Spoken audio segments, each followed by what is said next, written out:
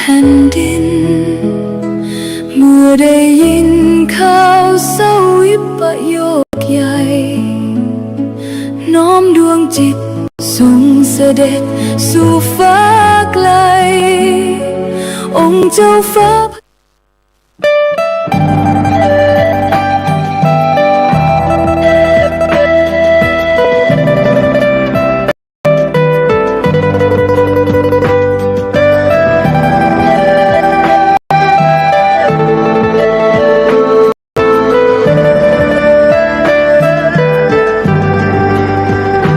กล้าคิดก็ต้องกล้าทำอย่ากลัวถ้าทำความดีเร่งศึกษาปัญหาให้ทันท่วงทีเมืองไทยจะพัฒนากว่านี้รายการดีๆคดีโลกคดีธรรมขอรำพันบรรยายความคิดเครื่องหมายแห่งสีทั้งสามงามถนัด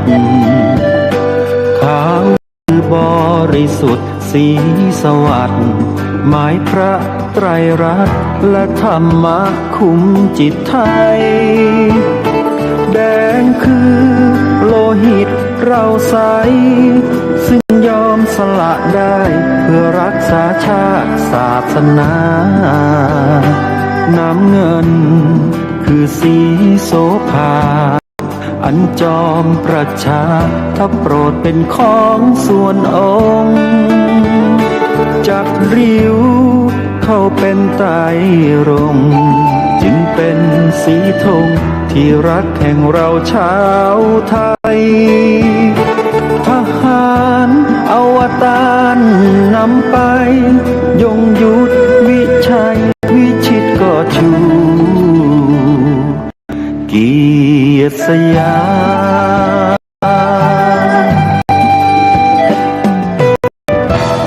ประเทศไทยที่เจริญมั่นคงมาได้จนถึงทุกวันนี้มิได้เกิดขึ้นจากความหวาดกลัวอย่างคลาดเขลาแต่บรรพบุรุษไทยของเราทุกยุคทุกสมัยล้วนแต่มีความกล้าหาญและชาญฉลาดปกป้องเอกราชสร้างชาติให้เกิดความมั่นคงโดยมีธงแห่งพระไตรรัตน์เป็นเครื่องนำชัยจึงเป็นที่มาที่ไปของรายการคดีโลกคดีธรรมกล้าคิดก็ต้องกล้าทำอย่ากลัวถ้าทำความดีเร่งศึกษาปัญหาให้ทันท่วงทีเมืองไทยจะพัฒนากว่านี้รายการดีๆคดีโลกคดีธรรมรายการดีๆคดีโลกคดีธรรม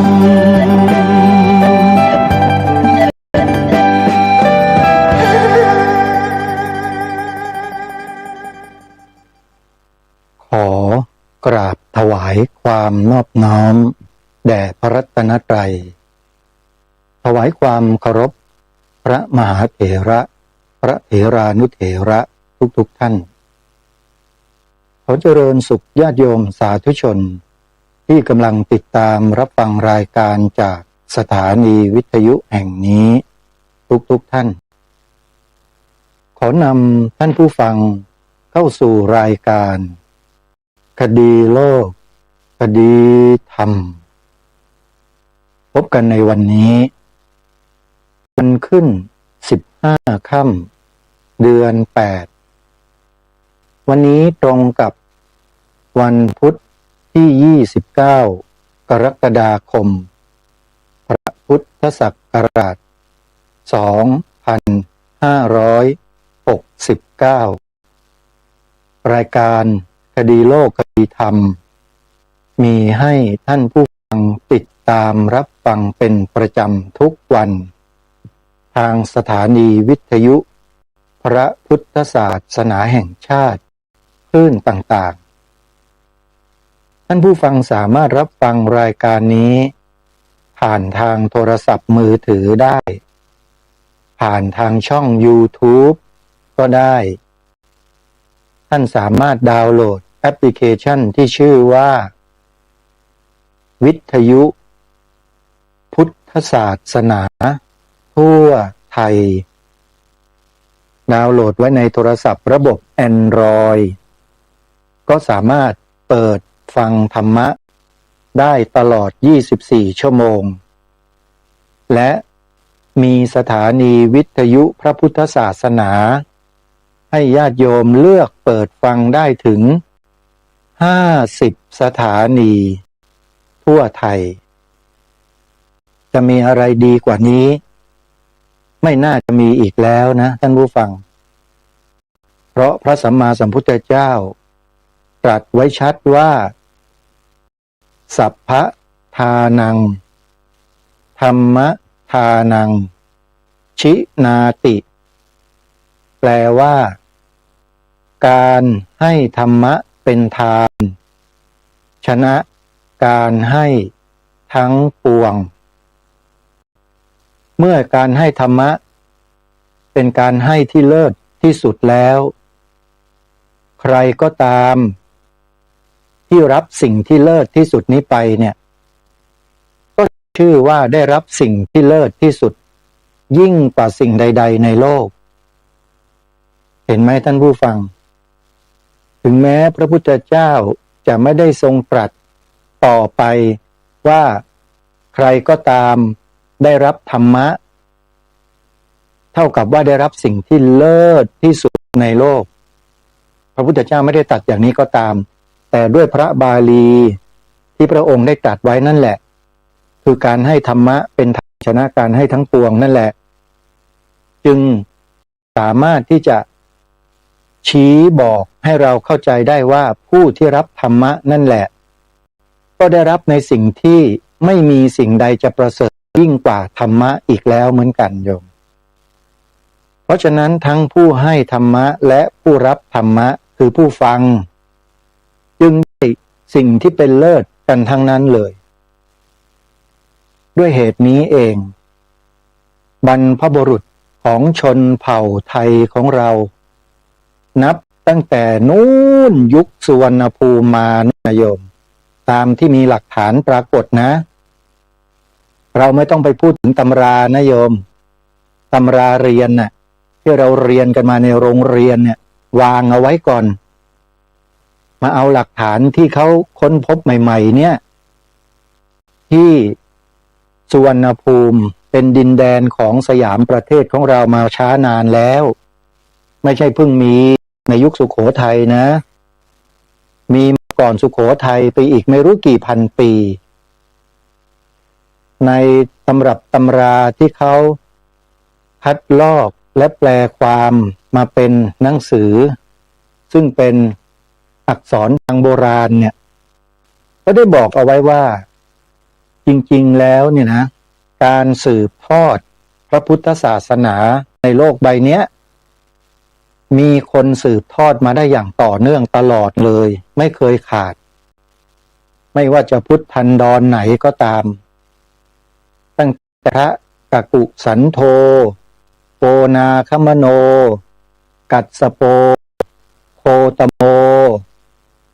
เราเนี่ยคือพระพุทธเจ้าที่ทรงมีพระนามว่าโคตโมหรือโคตมะโค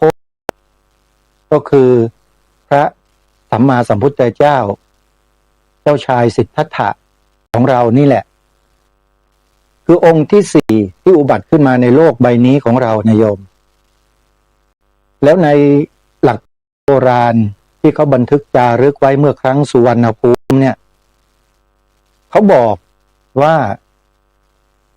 มีการบันทึกเอาไว้ด้วยนะว่ามีผู้ที่สืบทอดหลักธรรมคำสอนในสมัยพระพุทธเจ้ากะปุสันโธเป็นต้นมาจนถึงปัจจุบันก็คือในยุคนั้นอันนี้อย่าเพิ่งเชื่ออาตมานะแต่ท่านทั้งหลายต้องไปหาอ่านหนังสือเล่มนี้ก่อนแล้วท่านจะทราบหนังสือเล่มนี้มีชื่อว่าพุทธศาสน สุวรรณภูมิปกรณ์จดทันไหมโยมพุทธศาสนสุวรรณภูมิปกรณ์ถ้าอ่านให้เร็วติดกันก็จะได้ความอย่างนี้ว่าพุทธศาสนสุวรรณภูมิปกรณ์หนังสือเล่มนี้แหละเล่มเดียวเลยจบเราจะเข้าใจและเห็นหลักฐานทางประวัติศาสตร์ที่มีการจารึกเป็นลายลักษณ์อักษรไทยโบราณเอาไว้ชัดเจนและผู้ที่นำมาถ่ายทอดให้แก่พวกเราได้อ่านเป็นภาษาไทยทุกวันนี้ก็คือหลวงพ่อเจ้าคุณอ่ำหรือหลวงพ่อพระราชกวีอ่ำธรรมทัตโตแห่งวัดโสมนัสวิหารหนังสือก็อยู่ที่วัดนั่นแหละใครต้องการจะได้ก็เดินทางไปที่วัดโสมนัสนะไปถามหาคณะหนึ่งหนังสือเล่มนี้อยู่คณะหนึ่งโยมวัดโสมนัสนะโยมไปอ่านเถอะแล้วจะเข้าใจแต่ถ้าใครใช้มือถือใช้โทรศัพท์ใช้อินเทอร์เน็ตตั้งโต๊ะก็ตามโน้ตบุ๊กก็ตามกดเข้าไปใน Google พิมพ์คำว่าพุทธศาสนสุวรรณภูมิปกรณ์ลงไปแล้วก็ค้นหาเมื่อค้นหาแล้วพยายามหารูปหนังสือที่เป็นปกสีเหลืองๆนะโยมนั่นแหละแตะเข้าไปเจอตรงไหนก็แตะเข้าไปถ้าหากเป็นอิเล็กทรอนิกส์บุ๊กสามารถที่จะเปิดอ่านเป็นหน้าทีละหน้าไปได้เลยโดยไม่ต้องไปหาหนังสือที่อื่นเป็นหนังสืออิเล็กทรอนิกส์ที่ว่านี่แหละอยู่ใน Google เนี่ยแหละโยมพิมพ์ชื่อให้ถูกแล้วก็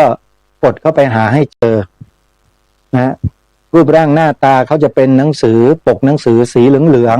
ๆนะสีเหลืองๆนะจะมีสีเหลืองๆเนี่ยเป็นหลักเลยเห็นชัดเจน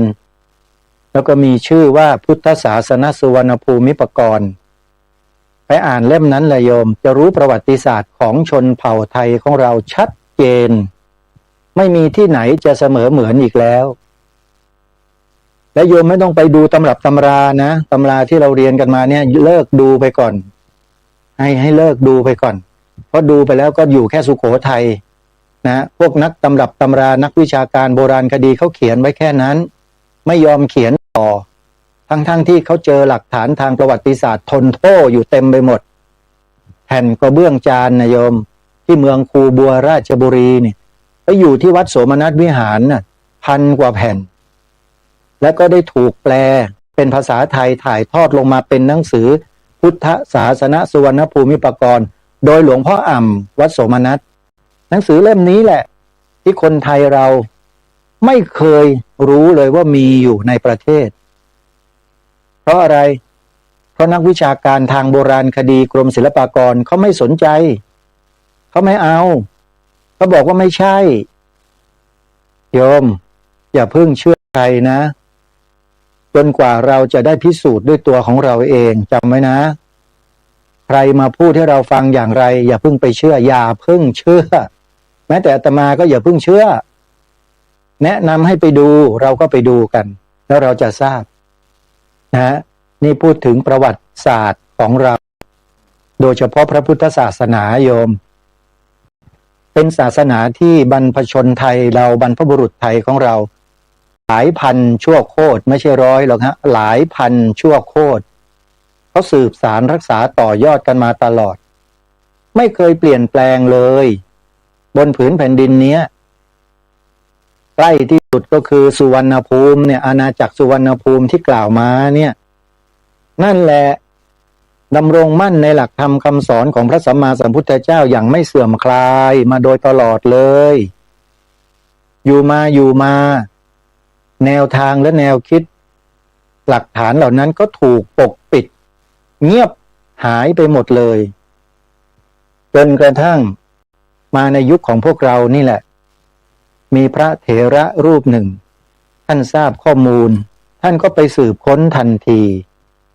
แล้วท่านก็นำมาถ่ายทอดแปลเป็นภาษาไทยให้เราอ่านเข้าใจกันจนถึงวันนี้ ใครจะโชคดีได้อ่าน ก็ขึ้นอยู่กับบุญวาสนาด้วยนะโยมนะอาตมาภาพมีบุญวาสนาแล้วล่ะได้อ่านแล้วก็ได้นำมาอ่านออกอากาศรายการคดีโลกคดีธรรมด้วยเมื่อ2 ปีที่แล้วเนี่ยโยมเราไปเสิร์ชหาดูใน YouTube เถอะรายการคดีโลกคดีธรรมปีพระพุทธศักราช2567 66ประมาณเนี้ยอาตมาได้นำหนังสือเล่มนี้มาอ่านอยู่ช่วงหนึ่งถ้าใครไปลองค้นหาดูก็จะทราบคือเป็นสิ่งที่เราคนไทยนั้นต้องให้ความสนใจเป็นพิเศษไม่ใช่หยุดอยู่แค่กรุงสุโขทัยเท่านั้นโยมประวัติศาสตร์ชาติไทยเรายาวนานกว่านั้นเยอะและมีค้นพบหลักฐานแล้วด้วยแต่ทางการเขาไม่ยอมรับก็เรื่องของทางการเขาไปสิก็ทางการก็คือทางการนั่นแหละแล้วโยมคิดว่าทางการเนี่ยจะจริงเสมอไปเหรอโยมอาตมาคิดว่านะไม่แน่แล้วนะเพราะเดี๋ยวนี้โกงข้อสอบก็ไปเป็นราชการกันเยอะแล้วโยมข่าวมันออกมาจับได้อีกเป็นกระบุงเลยเต็มไปหมดเขาจะทำอะไรเขาจะลงโทษให้ไล่ออกจากราชการให้หมดเลยโกงข้อสอบเข้าไปทั้งนั้นเลยโยมนะอันนี้คือคนที่โกงนะไม่ได้ว่าคนที่ไม่โกงนะคนที่ไม่โกงก็ทำหน้าที่ไปส่วนใครที่โกงข้อสอบเขาสืบทราบได้มีหลักฐานก็ถูกเด็ดหมดละโยมเอาออกจากลำต้นของบ้านของเมืองให้หมดเพราะไม่เช่นนั้นบ้านเมืองก็ย่ำแย่พระพุทธศาสนาของชาติบ้านเมืองก็จะย่ำแย่เพราะคนพวกนี้ไปด้วยนะนี่คือสิ่งที่เป็นปรากฏการณ์ที่เรารู้เราเห็นกันอยู่ในปัจจุบันก็ขอฝากพวกเราด้วยนะโยมแล้ววันนี้เป็นวันขึ้น15 ค่ำเดือน8วันสำคัญของชาติอีกวันหนึ่งคือวันอาสาฬหบูชานึกว่ารายการนี้จะไม่พูดแล้วใช่ไหมเห็นเริ่มต้นก็พูดถึงเรื่องประวัติศาสตร์เรื่องชาติไทยเรื่องอะไรไม่พูดได้ยังไงโยมวันสำคัญของชาติโดยเฉพาะวันที่เกี่ยวกับพระพุทธศาสนาแล้วเนี่ยรายการคดีโลกคดีธรรมไม่เคยพลาด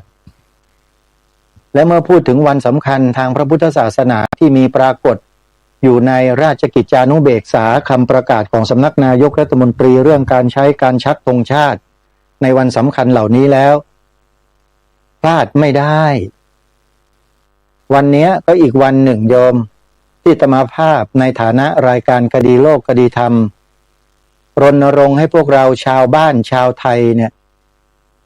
ติดตามสังเกตดูที่หน้าส่วนราชการทุกแห่งของประเทศไทยไม่ว่าท่านจะอยู่ตำบลใดหมู่บ้านใดก็แล้วแต่ดูสิว่าข้าราชการเนี่ยประดับธงชาติคู่กับธงธรรมจักรเอาไว้ที่หน้าสำนักงานของเขาไหมอำเภอมีไหมที่ว่าการอำเภอที่สำนักงานอบต.มีไหมที่ว่าการอบต.กำนันผู้ใหญ่บ้านมีไหมโรงเรียนมีหรือเปล่าข้าราชการหน่วยงานต่างๆมีไหมเอกชนธนาคารอะไรต่างๆเนี่ยลองพิจารณากันดูนะว่ามีหรือเปล่าถ้าไม่มีนั่นแหละเป็นเครื่องบ่งบอกให้เราได้เห็นอะไรชัดเจนแล้วคืออย่างแรกเลยนะความไม่รู้2รู้แต่ไม่มีศรัทธา3มีศรัทธาแต่ไม่ทำก็มีอยู่3ประเภทนี้แหละโยมแต่ประเภทที่1เนี่ยรู้สึกว่าจะเยอะประเภทที่2ก็รองลงมาประเภทที่3นี่น้อยหน่อยมีศรัทธาอยู่นะแต่ขี้เกียจทำ มีประเภทนี้เหมือนกันนะเป็นประเภทที่เกียจเสียเวลากับการประดับธงแค่ผืนสองผืนแล้วเดี๋ยวต้องไปเก็บอีกอะไรอย่างเงี้ยไอ้ตรงเนี้ยโยมลองคิดดูว่าจิตใจคนของเราเนี่ยมันเป็นเช่นไรเห็นความรู้สึกตัวเองสำคัญกว่าชาติบ้านเมืองหรือไม่ความรู้สึกแบบนี้โยมว่าเป็นอย่างนั้นไหมแล้วเราจะยอมให้ไอ้จิตใจเราเนี่ยเป็นไปอย่างนี้ตลอดไปหรือเปล่าหรือจะยอมเสียสละสักนิดนึงเวลาแค่วันเดียววันอาสาฬหบูชาวันที่29กรกฎาคมพระพุทธศักราช2569เนี่ยหาธงชาติกับธงธรรมจักรมาประดับไว้ที่หน่วยงานสำนักงานส่วนราชการบ้านร้านค้าธนาคารอะไรต่างๆได้ไหมพอเสร็จแล้วตกเช้าขึ้นมาก็เก็บพับทำความสะอาดพับให้เรียบร้อยไว้บนหิ้งบูชาพอถึงวันสำคัญอีกปีต่อมาขออภัยก็นำมาประดับในวันสำคัญอีกเช่นเคยเห็นไหมแค่เนี้ย100 วันพันปีจะมีสักกี่ครั้งทำไมเราทำกันไม่ได้เพราะไม่มีใครเป็นผู้นำใช่ไหมโยมเข้าใจก็ถูกนะเพราะบ้านเมืองเราเนี่ยมีผู้นำกันทุกหมู่บ้านถ้าผู้นำในหมู่บ้านนั้นๆไม่นำพาลูกบ้านทำลูกบ้านเขาก็ไม่ทำถ้าในอำเภอนั้นในตำบลนั้นผู้นำในตำบลไม่นำพาไม่นำประชาชนทำประชาชนก็ไม่ทำจริงฮะระดับอำเภอล่ะนายอำเภอไม่เป็นผู้นำในการกระทำระดับตำบลหมู่บ้านก็ไม่ทำเหมือนกันเห็นไหมโยมบ้านเมืองเราเนี่ยเป็นระบบผู้นำนะตั้งคนนั้นตั้งคนนี้ไปเป็นผู้นำหมู่บ้านผู้นำตำบลผู้นำอำเภอผู้นำจังหวัดผู้นำประเทศถ้าผู้นำไม่นำพาผู้ใต้บังคับบัญชาจะพาไปด้วยไหมเล่าเพราะฉะนั้นอาตมาพิจารณาแล้วเป็นมันตั้งแต่หัวนู่นน่ะหัวเลยโยมตั้งแต่ผู้นำระดับหัวนู่นน่ะโยมไม่นำผู้นำระดับรองลงมาผู้นำระดับรองก็ไม่นำพารองลงไปจนกระทั่งถึงหมู่บ้านก็ไม่นำพาไปด้วยนี่ไงคือสิ่งที่มันยึดติดกันอยู่ในรูปแบบของผู้นำแล้วเราก็เป็นกันแบบนี้มานานแล้วผู้นำไม่นำพาผู้ตามก็ไม่ไปด้วยนี่คือสิ่งที่เกิดขึ้นในบ้านเมืองของเราทุกวันนี้ใครที่เป็นผู้ใหญ่บ้านใครที่เป็นกำนันใครที่เป็นนายอำเภอเป็นสมาชิกอบต.ฟังรายการนี้อยู่กันหรือเปล่าโยมวันอาสาฬหบูชานะวันนี้ตามประกาศของสำนักนายกรัฐมนตรีเนี่ยให้ส่วนราชการต่างๆประดับธงชาตินะวันนี้ประกาศให้เป็นวันสำคัญของชาตินะโยมแล้วโยมอะไรกันอยู่ล่ะทำไมไม่นำพาประชาชนให้ทำในสิ่งที่เหมาะที่ควรตามที่สำนักนายกเขาประกาศล่ะนิ่งเฉยกันได้ยังไงนิ่งเฉยประชาชนเขาก็เฉยด้วยถ้าผู้นำไม่นำพาเนี่ยเพราะฉะนั้นมันอยู่ที่ผู้นำนะท่านผู้ฟังและบ้านเมืองเรานี่ก็แปลกประหลาดทำกันอยู่ดีๆนะวัฒนธรรมจารีตประเพณีดีๆของชาติบ้านเมืองอย่างที่ยกมาเป็นตัวอย่างเนี่ยประดับธงชาติธงธรรมจักรในวันสำคัญทางพระพุทธศาสนาเนี่ยนะเป็นวัฒนธรรมจารีตประเพณีที่ดีแต่มันกลับสูญหายไปในยุคของเราเนี่ยมันไม่น่าเชื่อเลยใช่ไหมมันหายไปได้ยังไงมันมีกระบวนการจัดการให้หายโยมถ้าพูดเรื่องนี้แล้วมันยาวแต่ก็พอมีตัวอย่างให้เห็นนะตัวอย่างเช่นการหรือความพยายามต้องการจะเปลี่ยนธงประจำเมืองหลวงคือกรุงเทพมหานครของคนกลุ่มหนึ่งอาตมาไม่รู้หรอกเป็นใคร มีความพยายามเปลี่ยนธงประจำเมืองหลวงของประเทศไทยคือกรุงเทพมหานครของคนกลุ่มหนึ่งคนกลุ่มนี้เขาก็ศึกษาหาแนวทางว่าจะดำเนินการเปลี่ยนธงกทมได้ไหมและจะต้องทำอย่างไรเมื่อทำแล้วจะส่งผลอย่างไรหรือไม่และถ้าจะไม่ให้ส่งผลอะไรหรือฟีดแบ็กกลับมากับการกระทำนี้จะต้องทำยังไงเขามีการศึกษาละเอียดคนพวกนี้เป็นคนที่มีความรู้มีความสามารถกันทั้งนั้นเขาก็วิเคราะห์กันจนเรียกว่าจนตกแล้วเขาดูแล้วว่าคนไทยทั้งประเทศเนี่ยมันนอนหลับกันหมดแล้วเรื่องสีขาวธงชาติเนี่ยมันไม่รู้ไม่อะไรกันแล้วไม่มีความรู้ไม่เข้าใจกันแล้วต่างคนต่างก็อยู่แล้วก็ตีความสีขาวในธงชาติเหมือนกันทั้งประเทศเรียบร้อยแล้วจะเป็นอะไรมากกว่านี้ไปไม่มีแล้วเพราะฉะนั้นถึงเวลาแล้วที่เราจะต้องเสนอในสภาแล้วก็ให้ที่สภาในที่ประชุมของสภานั้นยกมือโหวตให้เปลี่ยนธงประจำเมืองหลวงของประเทศไทยสุดท้ายก็เปลี่ยนได้จริงๆญาติโยมเห็นหรือยังวิธีการของคนพวกนี้เขาทำอย่างนี้แหละเช่นเดียวกันกับกล่าวไปเมื่อสักครู่นี้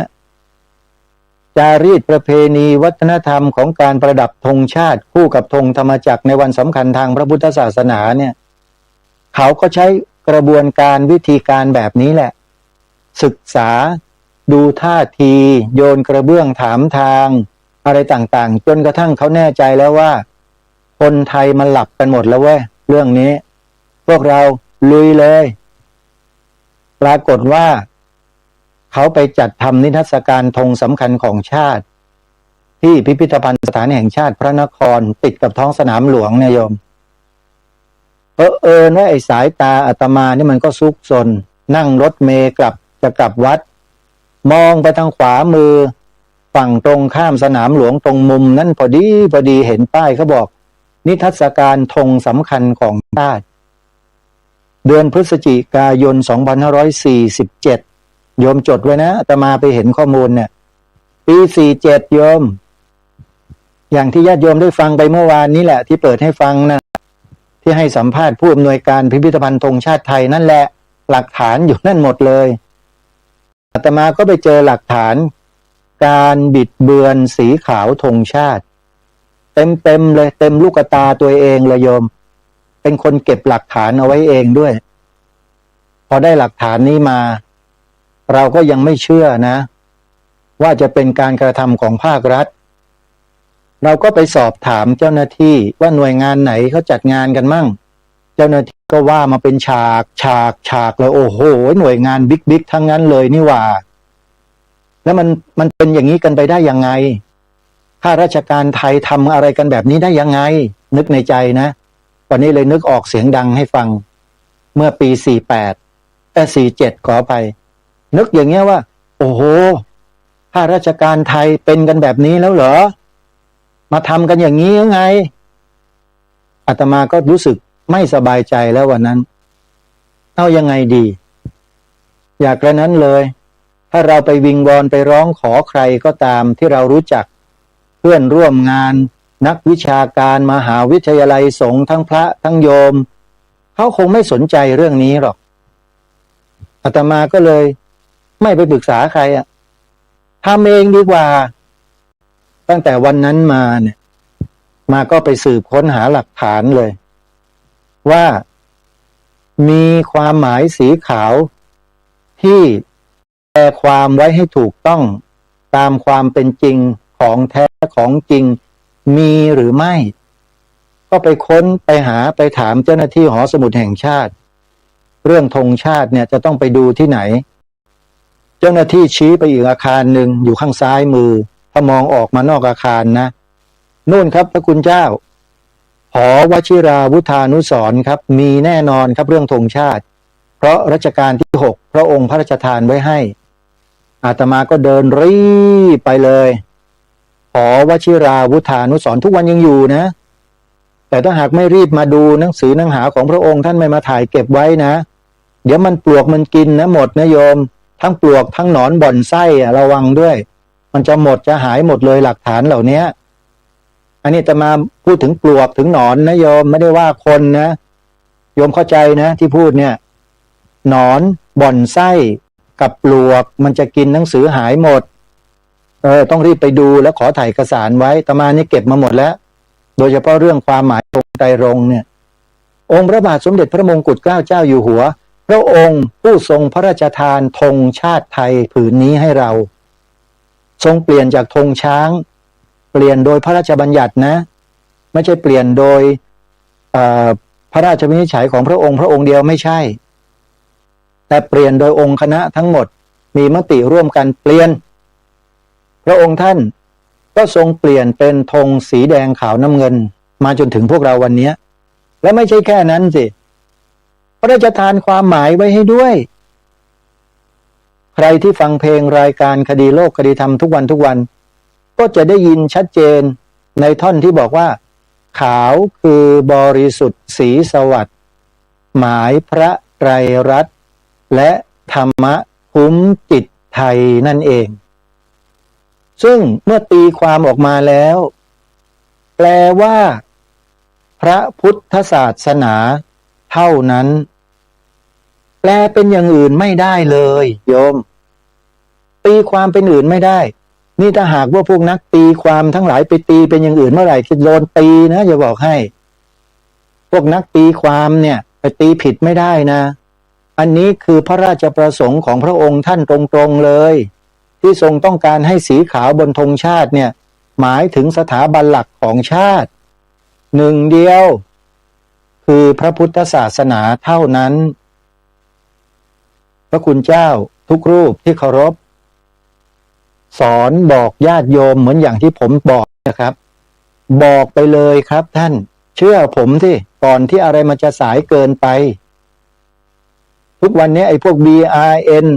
มันมาอยู่ในบ้านในเมืองในระบบราชการเราไม่รู้เท่าไหร่โยมไอ้พวก BRN นะโยมว่ามีไหมล่ะอยู่ในระบบการบ้านการเมืองเนี่ยมีไหมอาตมาว่ามีนะแต่เขาไม่ยอมรับหรอกว่าเขาเป็นแต่พฤติกรรมกับคำพูดอ่ะคนทุกวันนี้เขามองออกว่ามันเป็นหรือไม่เป็นโยมแต่อาตมาเชื่อว่าเป็นและก็มีอยู่เมื่อเป็นและมีอยู่เราไว้วางใจสถานการณ์บ้านเมืองได้ไหมไว้วางใจไม่ได้เพราะคนพวกนี้ไม่ต้องการที่จะให้ศาสนาพุทธเป็นศาสนาประจำชาติอยู่แล้วมันจึงต่อต้านด้วยกระบวนการวิธีการหลากหลายมากมายจนทำให้พี่น้องคนไทยเราเนี่ยไหลไปตามกระแสของพวกเขาไปกลายเป็นพวกเขาไปแล้วกลายเป็นพวกเขายังไงก็คุณมาปฏิเสธพวกเดียวกันเองอ่ะพวกเราเรียกร้องให้บัญญัติไว้ในรัฐธรรมนูญว่าประเทศไทยมีพระพุทธศาสนาเป็นศาสนาประจำชาติ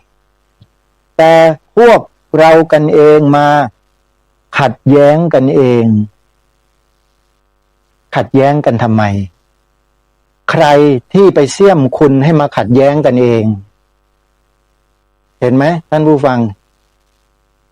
เมื่อเรามาพิจารณาและมาวิเคราะห์ตรงนี้เราก็จะเห็นภาพชัดเจนเลยว่าที่ผ่านมาเนี่ยพวกเราเนี่ยถูกสื่อของเขาครอบงำหมดเขาบอกยังไงก็เชื่อเขาตามนั้นเขาบอกว่าพวกอาตมาพวกครูบาอาจารย์ทั้งหลายที่ไปรณรงค์อยู่หน้ารัฐสภาเรียกร้องให้ศาสนาพุทธเป็นศาสนาประจำชาติบัญญัติไว้ในรัฐธรรมนูญว่าไอ้พวกพระพวกนี้เป็นพวกสร้างความแตกแยกเขาพูดใส่หูโยมทุกวันว่าพระพวกนี้สร้างความแตกแยกแล้วโยมก็เชื่อเขาใช่ไหมแต่โยมไม่เชื่อพวกเดียวกันเองพวกอาตมาไม่ได้มีผลประโยชน์แอบแฝงเหมือนอย่างคนพวกนั้นนะโยมคนที่เป็นสื่อเป็นเจ้าของสื่อเป็นนักธุรกิจสนับสนุนสื่ออาตมาไม่ได้ไปหากำไรหากินหาอะไรอย่างนั้นไม่มีผลประโยชน์ ตอบแทนอะไรใครทั้งนั้น ไม่มีเลยโยมทำไปด้วยหัวใจบริสุทธิ์ล้วนๆพวกอาตมาทั้งหลายทั้งปวงเนี่ยที่โดนด่าโดนว่ากันมาเนี่ยโยมเข้าใจไหมโยมโดนเขาหลอกโยมเข้าใจหรือยังพอเห็นเขาจบสูงเป็นนักวิชาการผูกเน็กไทมีตำแหน่งใหญ่โตอ้างนู่นอ้างนี่โยมก็ไปเชื่อคนพวกนี้กันหมดแต่พระบ้านนอกอย่างพวกอาตมาเนี่ยโยมบอกว่าเอ้ยไม่ได้เรื่องพวกนี้กระจอกบางคนนะบางคนโยมก็เลยไม่เชื่อพอไม่เชื่อแล้วเป็นไงล่ะเห็นหรือยังเนี่ยเป็นยังไงกันบ้างนะทุกวันนี้บ้านเมืองเรานี่แหละคือความที่พวกเราเนี่ยหูเบากันไปเชื่อคนเหล่านั้นกันมากแล้วก็ตำหนิมาด่ามาว่ามาขัดแย้งมาคัดค้านต่อต้านกันเองพวกนั้นก็ทำงานสำเร็จนะเขามีความสามารถทางด้านจิตวิทยาในการที่จะกล่อมให้คนในสังคมคล้อยตามเขาได้ไม่ยากเขาป้อนชุดอะไรก็เลยชุดความคิดเขาเรียกป้อนชุดความคิดผ่านรายการนั้นผ่านรายการนี้ผ่านคนนั้นผ่านคนนี้ด้วยวิธีการอะไรต่างๆเราก็เสพบริโภ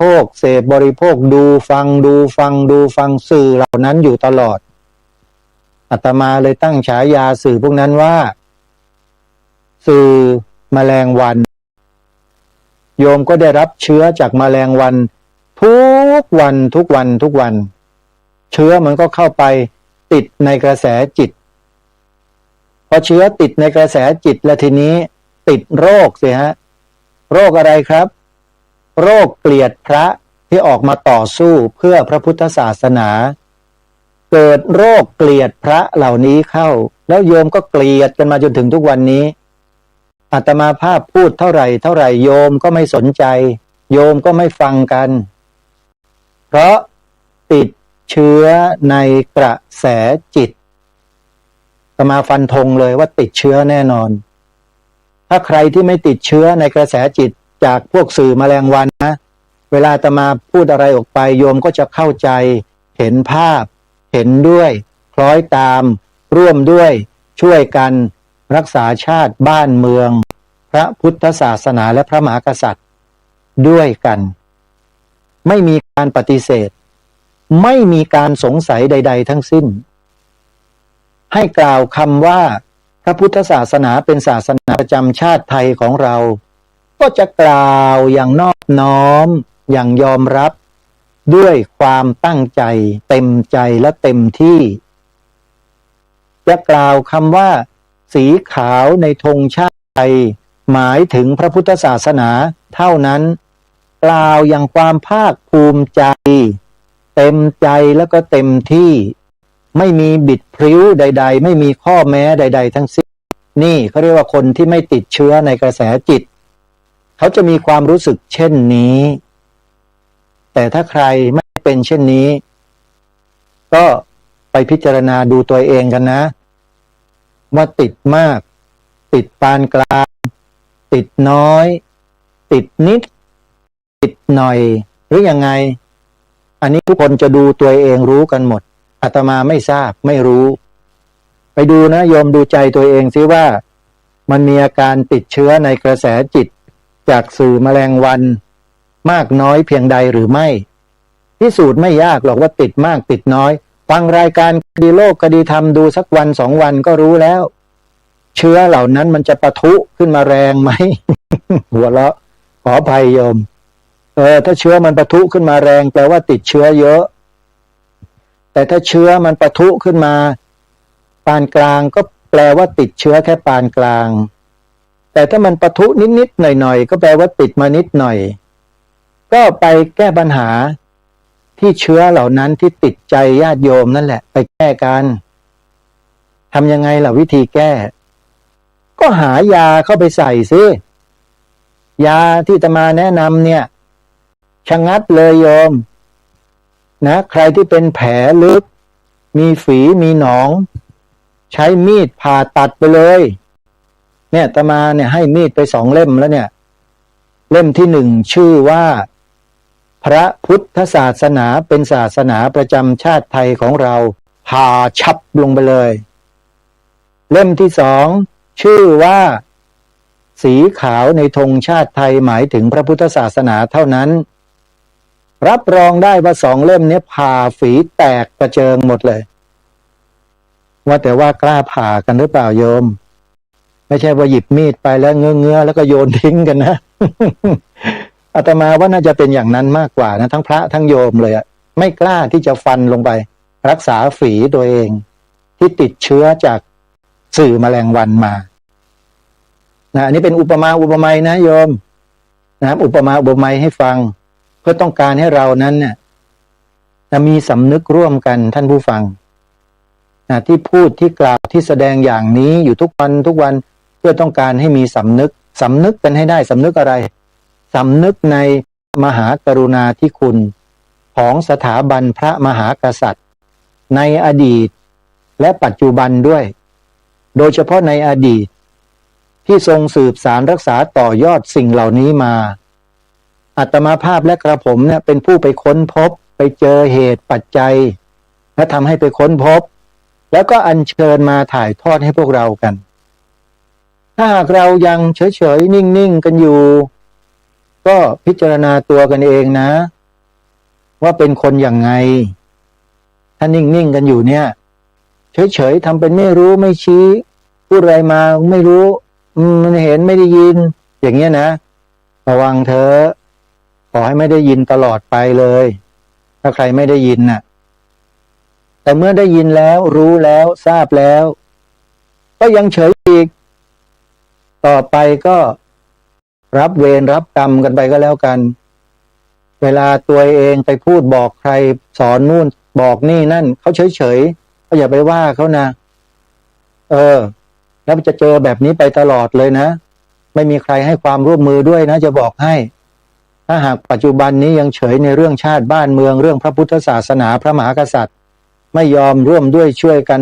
รณรงค์ให้เด็กเยาวชนลูกหลานคนไทยลูกศิษย์ลูกหาได้มาอยู่ในจุดยืนเดียวกันเช่นนี้แล้วเดี๋ยวกรรมมันจะตามเอานะทำเป็นเล่นไปนะเนี่ย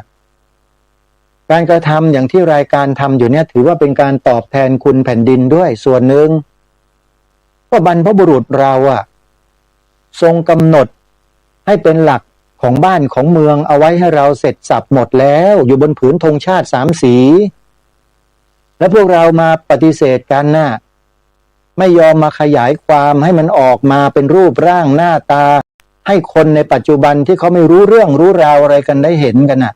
เราไม่ทำกันเองไม่ต้องไปโทษคนอื่นนะโทษตัวเราเองนั่นแหละรายการคดีโลกคดีธรรมแค่มาบอกให้รู้ว่ามีอย่างนี้อยู่นะและเป็นอย่างนี้มานานแล้วนะแต่มันถูกปกปิดไว้ปัจจุบันมันบิดเบือนมันเปลี่ยนแปลงไปเลยมันแอบทำกันไอ้พวกเนี้ยพวกอีแอบอาตมาเรียกพวกนี้ว่าอีแอบไม่มีความซื่อสัตย์สุจริตต่อชาติบ้านเมืองตัวเองแค่สีขาวธงชาติไทยมันยังเอาไปบิดเบือนกันเลยไปหาว่าหมายถึงศาสนาโน้นศาสนานั้นศาสนาอะไรก็ไม่รู้แต่ไม่เคยพูดถึงศาสนาพุทธในธงสีขาวในสีขาวธงชาติเลยพวกเนี้ยอย่าให้อาตมาเอ่ยชื่อแล้วชี้หน้านะไม่อยากจะทำหรอกโยมเพราะ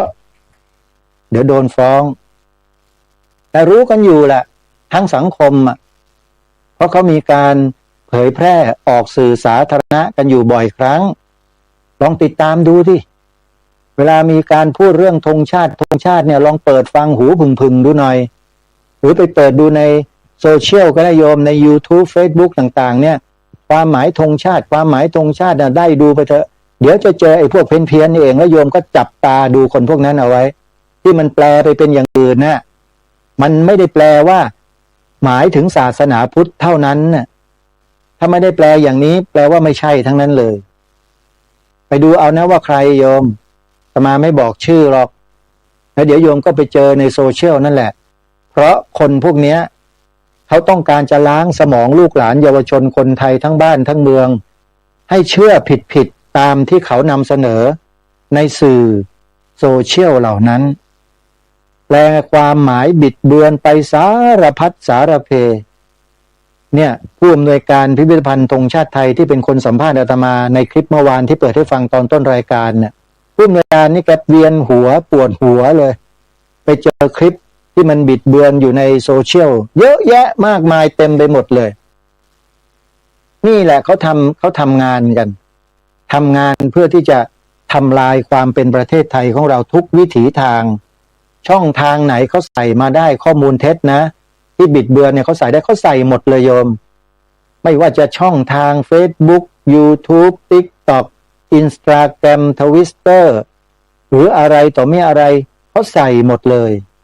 เพื่อให้มันเข้าถึงคนทุกคนทุกประเภททุกวัยทุกชนิดทุกอย่าง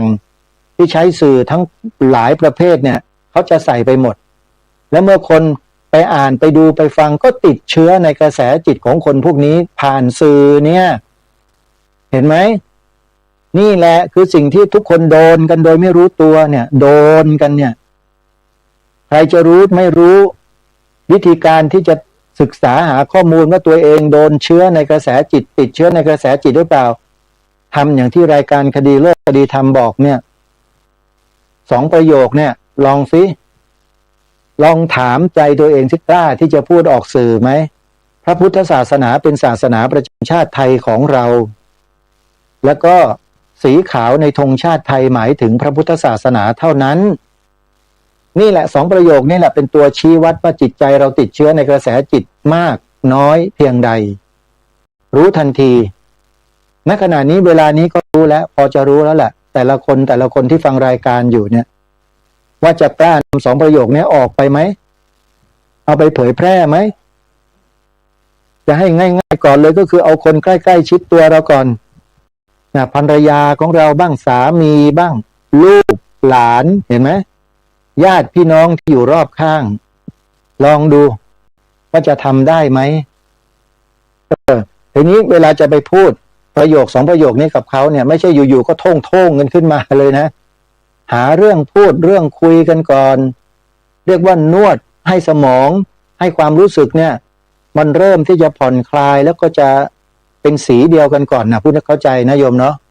พูดให้มันเป็นสีให้มันกลมกลืนกันก่อนเมื่อเห็นว่าเขาพร้อมแล้วก็ถึงจะใส่2 ประโยคนี้เข้าไปจะอ้างอาตมาก็ได้ฉันน่ะฟังรายการพระคุณเจ้ารูปหนึ่งเขาพูดนะเธอเกี่ยวกับเรื่องสถาบันชาติศาสนาพระมหากษัตริย์เนี่ยโยมก็พูดไปก็สังเกตอาการเข้าไปด้วยนะไม่ใช่พูดไปปาก็ไม่รู้ไปไหนมองเขาด้วย